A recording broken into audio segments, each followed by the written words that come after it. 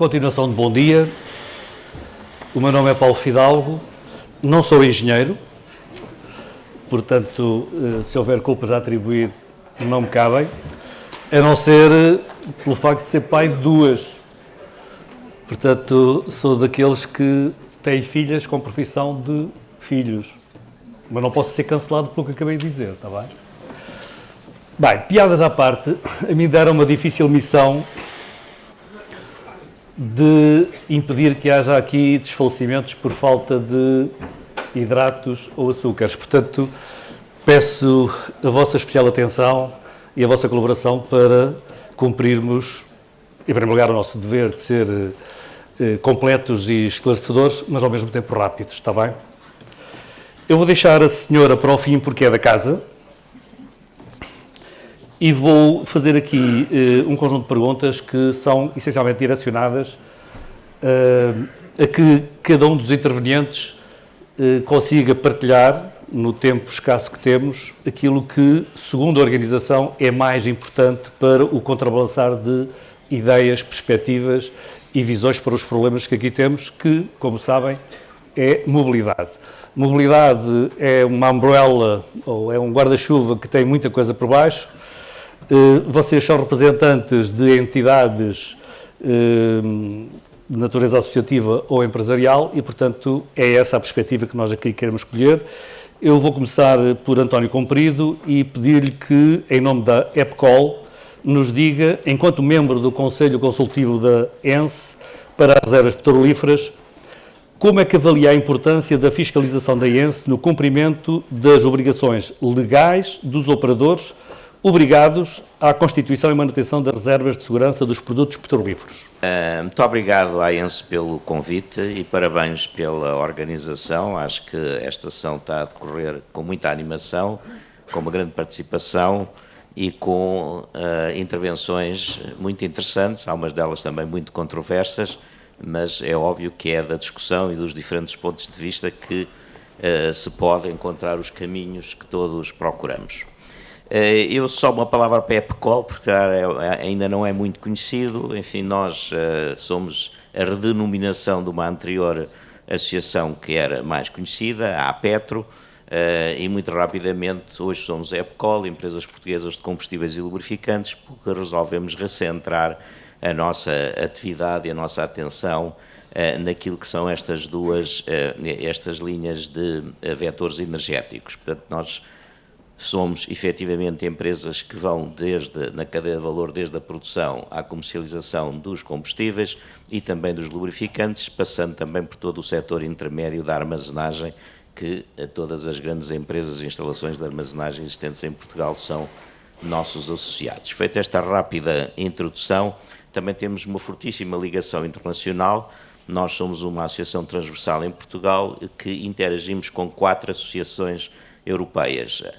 Fuels Europe, que é a Associação Europeia da Produção de Combustíveis e Comercialização, a Liquid Gas Europe, que representa os gases liquefeitos, portanto, toda a cadeia de valor dos gases liquefeitos, o EIL, que é a União Europeia das Indústrias de Lubrificantes, e a FETSA, que representa toda a indústria de tancagem de combustíveis líquidos na Europa. Portanto, temos uma presença e um networking que nos permite estar a par do que melhor se faz nos vários países e também de todo o desenvolvimento regulamentar e legislativo europeu, como sabem, é uma coisa que nos preocupa a todos e que interfere diariamente na nossa vista. Indo agora diretamente à sua pergunta, eu lembro-me, porque quando vi a apresentação do Alexandre, e com aqueles marcos das datas, eu lembro porque de facto eu assistia tudo. Eu assisti efetivamente ao nascimento da EGREP e, aliás, contribuímos nós, enquanto indústria, na altura com o nosso conselho, porque de facto o governo teve discernimento de ouvir os operadores, vamos constituir uma empresa de gestão de reservas estratégicas. O que é que a indústria pensa disso, na medida que até à altura a obrigatoriedade das reservas recaía exclusivamente sobre os operadores. Portanto, estou desde a criação da EGREP, depois aquele sobressalto da célebre intervenção da Troika e da lista das entidades a encerrar, onde curiosamente constava a EGREP.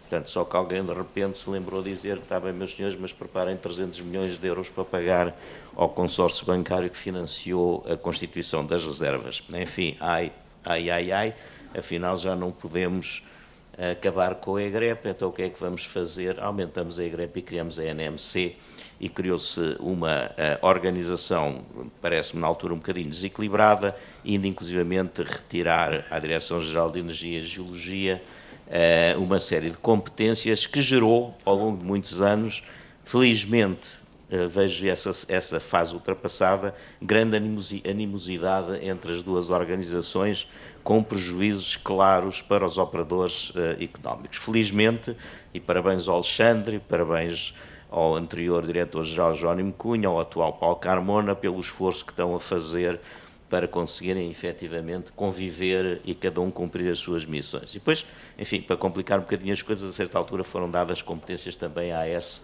na área dos combustíveis e passamos a ter as tais quatro entidades a olhar para o setor. Enfim, acho que se está a caminhar no sentido de harmonizar essas práticas, mas eu não podia deixar de aproveitar a oportunidade para falar nisso.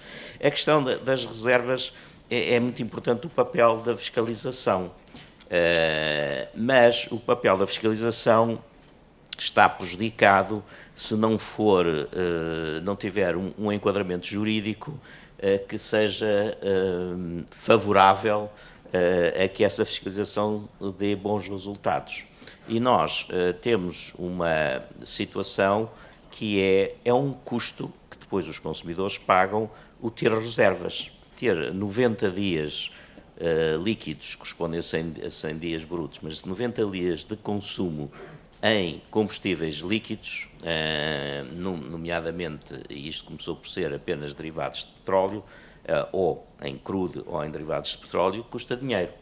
Custa dinheiro no capital empregue que está imobilizado naquela quantidade de produto, custa dinheiro em alugar a tancagem para ter lá esses produtos, custa dinheiro na manutenção e na renovação que é preciso ir fazendo desses produtos para eles não se deteriorarem, e, portanto, é bom que todas as entidades que fazem introduções ao consumo cumpram as suas obrigações.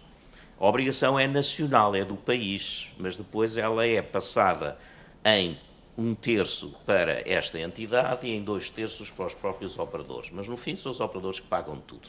Enfim, não estão aqui para me desmentir, o orçamento ainda hoje da ENSE é, em grande parte, não digo na totalidade, mas em grande parte, pago pelos operadores de combustíveis que têm que fazer estas reservas e pagam um FII por isso.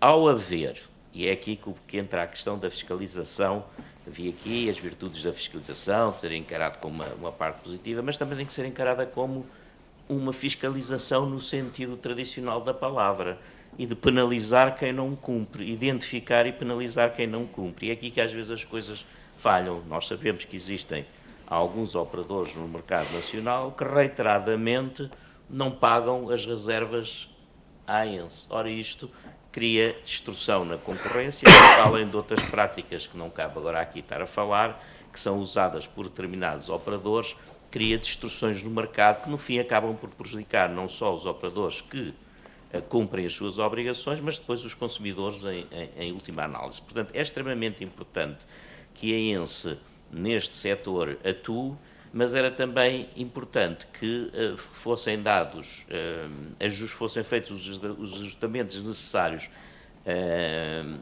do ponto de vista legislativo e regulamentar para que essa supervisão seja eficaz. E não tenha que acontecer aquilo que foi aqui, enfim, há bocadinho, terem que ir com uma autoridade policial atrás para serem mais bem, ou mais respeitados, ou mais bem recebidos. Têm que ter a capacidade para ser reconhecidos como, de facto, a entidade. Portanto, nesse aspecto, também chamar aqui a atenção, e isto também tenho que aproveitar a oportunidade para dizer isso, nós falamos aqui muito, efetivamente, de energia.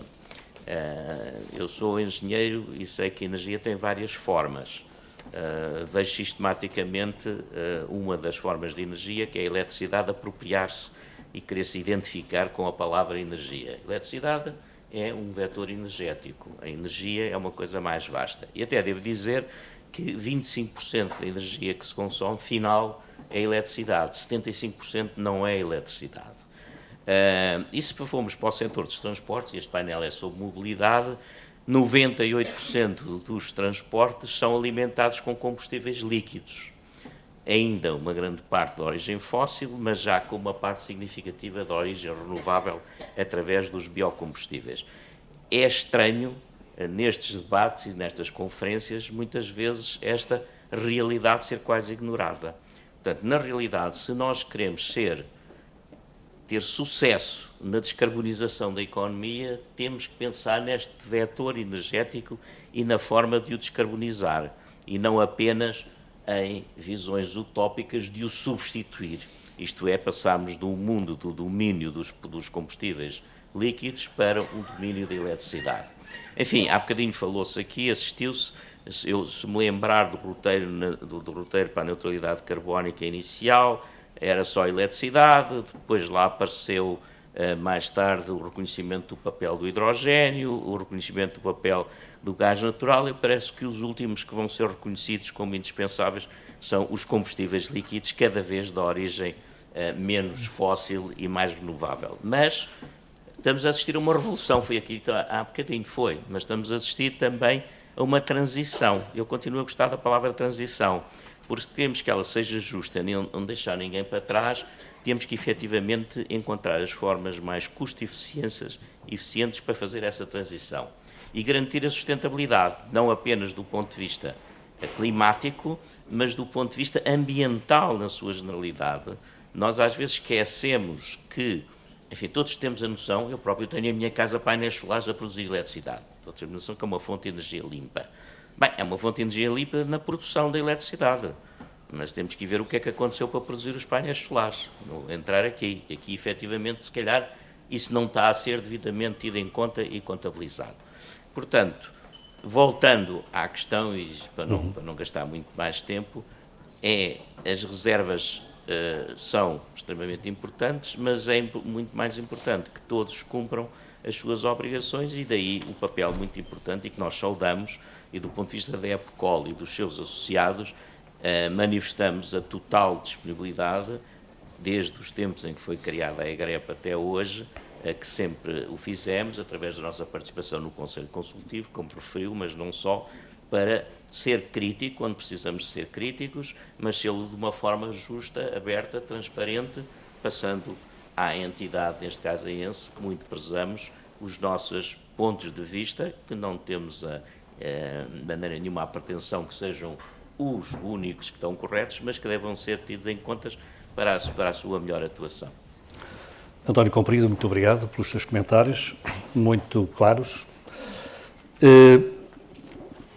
Porque me parece que há alguma ligação, perguntava ao Gustavo Paulo Duarte, vice-presidente da ANTRAN, qual é, do seu ponto de vista, a importância da fiscalização conjunta com a GNR, essencialmente nas fronteiras, ao transporte de combustíveis importados, e como é que as sinergias entre a ANTRAN e a ENSE, especialmente em situações de crise energética como aquela que vivemos em agosto de 2019, contribuem ou podem contribuir para a segurança e estabilidade do setor?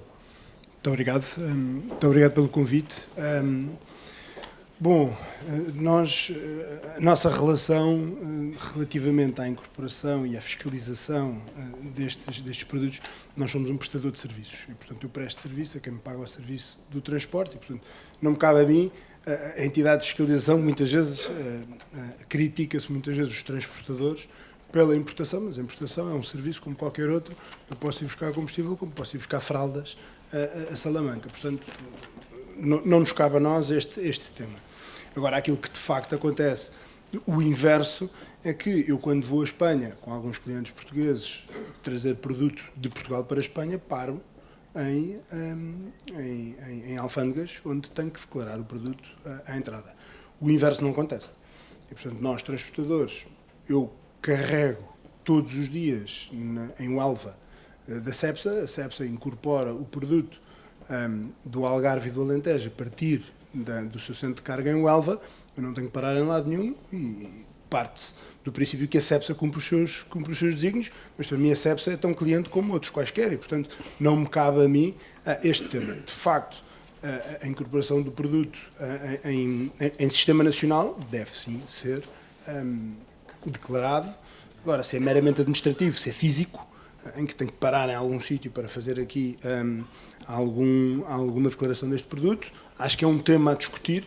É óbvio que acarreta os seus custos, paralisação de viaturas, tempos de espera muitas vezes alargados nestes circuitos, mas relativamente ao transporte em si é mais fácil que assim seja, porque a investigação, as operações top, portanto, quando nós somos fiscalizados em estrada, nem sempre são essas as preocupações. Quando nós somos fiscalizados em estrada, somos muito mais por outras coisas típicas do transporte do que propriamente o produto e de onde é que ele vem. Relativamente à nossa relação com eles, bom, nós sabemos da importância que tem os combustíveis fósseis. 2019 foi um bom exemplo, nós tivemos uma interlocução muito forte e muito intensa na greve dos combustíveis. Daí também saíram muitas medidas muito importantes, não só a criação de dispositivos de contingência, tivemos militares a conduzir os nossos caminhões, entre outros, e portanto foi tudo em articulação com a ENSE, e a ENSE teve um papel muito ativo nessa altura. Aliás, o centro de operações era na própria ENSE, onde passávamos quase 24 horas por dia, não era? Muitas noites. Agora, de facto, havendo uma ENSE para nós e para o setor, acaba por ser uma tranquilidade desde que de facto aconteça aquilo que deve ser feito, que é a fiscalização. Eu ouvi falar a manhã toda sobre fiscalização e eu acho que isto é a minha vertente já empresário e líder associativo. Eu há pouco falava havia um empresário ou um líder associativo que dizia fiscalize. De facto tem que se fiscalizar. Mas a fiscalização não é aquela que nós estamos habituados. Fiscalização em estrada, fiscalização em estacionamentos de segunda fila, multas de 30 euros, multas de 50 euros, multas de 200 euros, não é por aí que nós vamos. Ou de facto a fiscalização e a mão é tão pesada que qualquer pessoa antes de fazer tem que pensar duas vezes, ou então continuamos nestas multas e taxas e taxinhas de orçamentação. E é por isso que este país de facto não consegue dar o salto, porque nós continuamos a brincar à fiscalização. E, portanto, ou de facto, eu não me lembro de ter visto no meu setor, e falo de transportes, cassação de alvarás. Não me lembro, salvo honrosas exceções que alguém tenha morto alguém. Houve uma cassação de alvará, mas isto é alvo, ou qualquer autoridade devia ser a fiscalização e o seu regulador devia de facto ter a capacidade de fazer uma cassação de alvarás. E era assim que acabavam estes temas todos, porque de facto a mão é tão pesada, tanto para o empresário como para a própria empresa, que o risco tem que ser muito bem acautelado, porque senão continuamos a viver nisto. Eu acho que a falta de fiscalização, nós não vamos ter fiscais para tudo, não vamos de facto ter fiscais para tudo, mas a mão tem que ser tão pesada para que num dia que me apareçam eu sei que me fecham a porta. E eu acho que é por aí que nós vamos. Espanha trabalha muito assim, Espanha tem muito mais essa visão do que Portugal, e de facto, seja em qualquer setor, a mão tem que ser, o regulador tem que ser muito mais forte, ter muito mais capacidade e menos inspeções, porque as inspeções, de facto, se as coisas estiverem bem feitas, é um procedimento pro forma, é a verificação de que está conforme. Tudo o resto, então aí tem que ser, de facto, a fiscalização e o regulador a ter essa capacidade para intervir. E, portanto, nós, a nível de transporte, somos, de facto, um agente do transporte, mas de facto não nos cabe a nós fazer qualquer tipo de fiscalização sobre o produto em si e, portanto, nós somos um prestador de serviços e prestamos o serviço de transporte. Muito obrigado, Gustavo Paulo Duarte. De facto, trouxe aqui um elemento novo, não é? Que é o objetivo de dissuasão à frente de outros objetivos da fiscalização. João Durão, representante da ANAREC, pedia-lhe que nos dissesse qual é o seu ponto de vista sobre a fiscalização dos postos de abastecimento e como é que essa fiscalização pode contribuir para dar garantias de que temos um setor competitivo e seguro.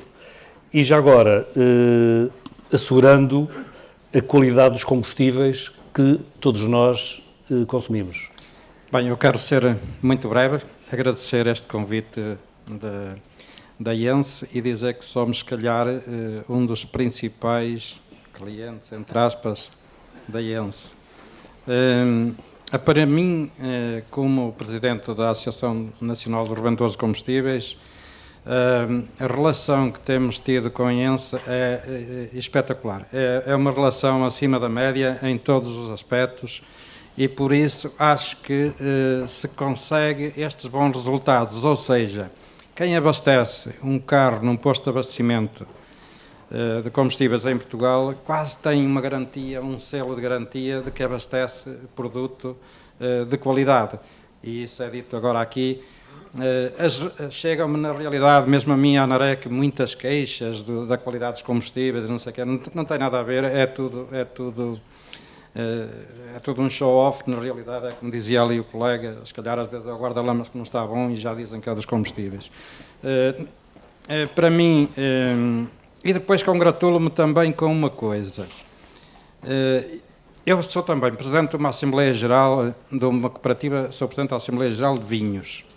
Sou, nessa zona onde eu sou Presidente dessa cooperativa, eu não sei aqui quem bebe vinho, mas se bebe vinho do Douro, a dada altura chegamos à conclusão que não sabemos de onde é que estamos a beber o vinho.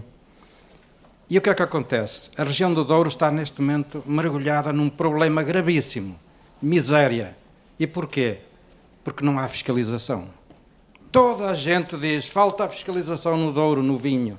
E eu estou lá como representante dos combustíveis, eu disse, Deus queira que criem uma ENSE para os combustíveis.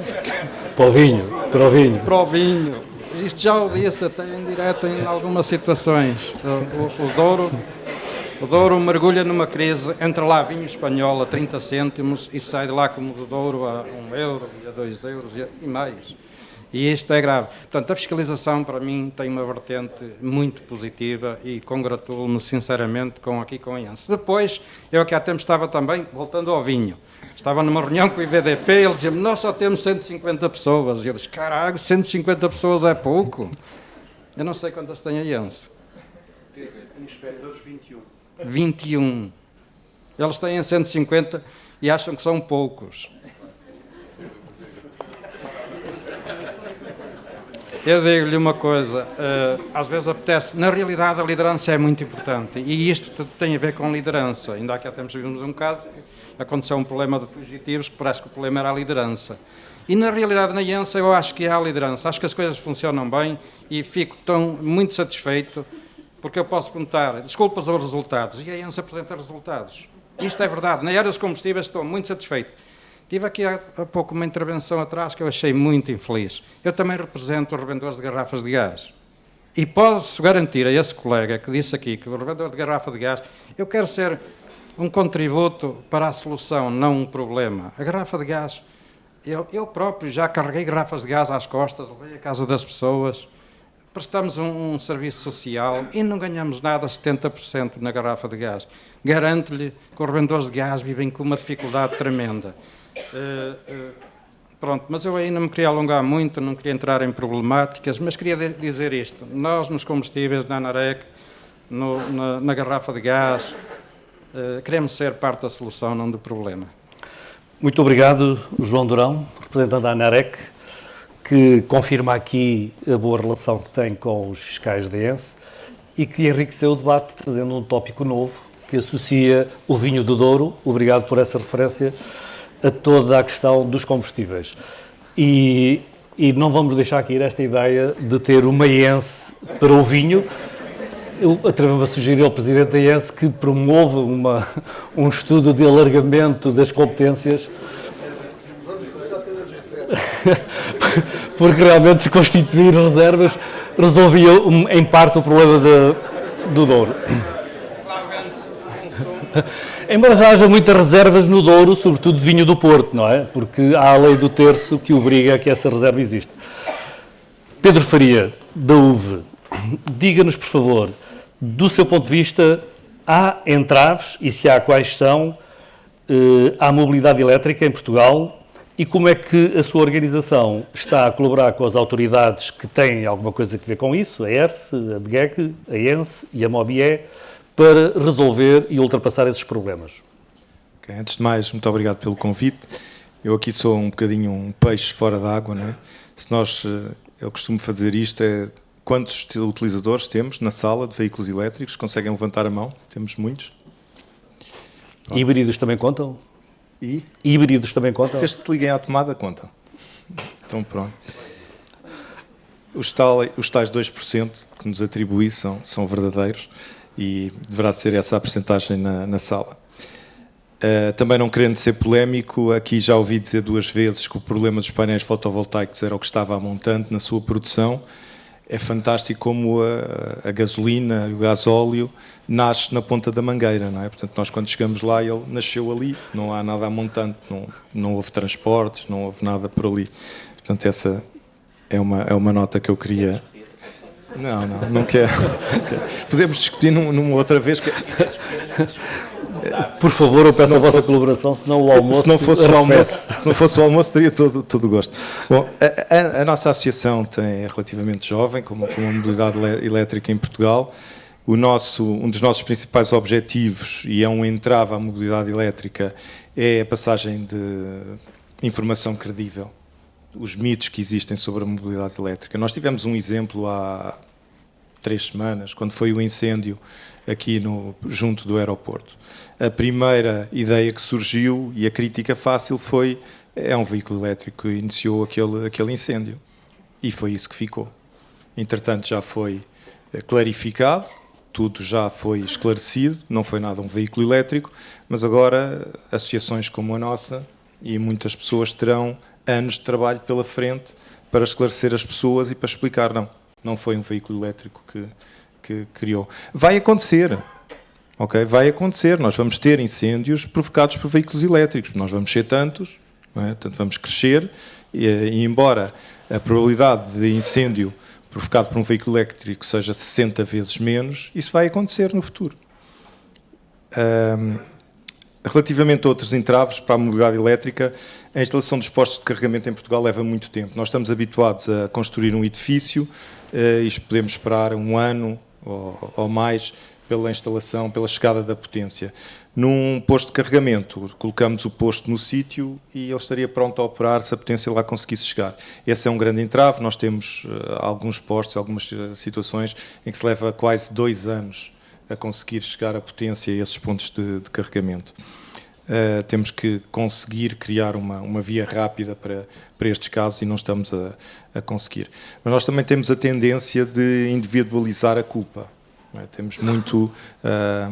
a culpa é do treinador, não é? É sempre o elo mais fraco.